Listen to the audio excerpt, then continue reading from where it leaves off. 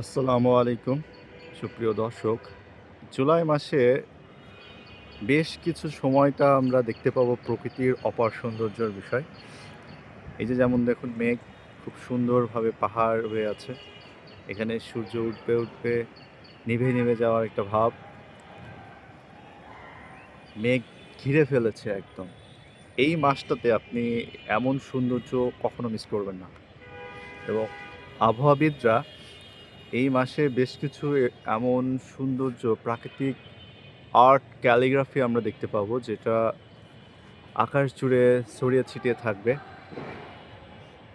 দেখুন, পশ্চিম দিকটা মেঘ হয়ে আছে, দক্ষিণ দিকটা যথেষ্ট ক্লিয়ার নীল আকাশ, আর পশ্চিম দিকে মেঘাচ্ছন্ন এবং মেঘের দলাগুলো পুঞ্জীভূত হয়ে আছে। এই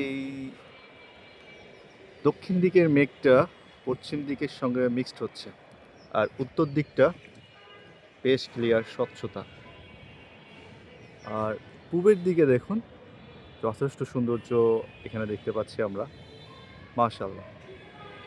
এটা হলো পূর্ব দক্ষিণ দিক হতে মেঘটা উঠে এসে সে মুভ করতে করতে পশ্চিম দিকে ঘনীভূত হচ্ছে। অর্থাৎ পবিত্র কোরআনে বলা হয়েছে, মেঘমালা বা মেঘপুঞ্জকে মহান আল্লাহ নির্দেশ দেন ফেরেশতা সেই মেঘগুলোকে ঝেঁটিয়ে নিয়ে যান বা চালিয়ে নেন নির্দিষ্ট এলাকায় বৃষ্টি বর্ষণ করার জন্য।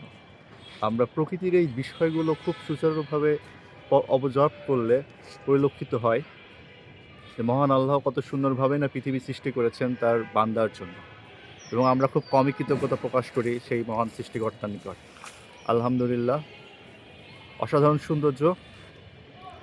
আকাশ দেখার সুন্নত, যদি যখন সময় পাবেন অবশ্যই আকাশ দেখবেন।